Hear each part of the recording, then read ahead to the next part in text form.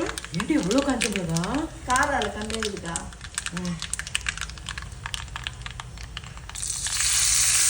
எண்ணியான மணத்தக்காளி கீரை ரெடி. ஆனால் நிறைய காஞ்ச மிளகா. கட்டார்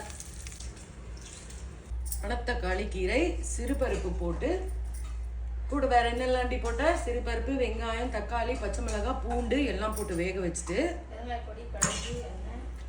கடைஞ்சிட்டு தாளிக்கும் போது வந்து சோம்பு போட்டு தாளிச்சியா? காஞ்ச மிளகாய், கடுகு, சோம்பு போட்டு தாளிச்சது.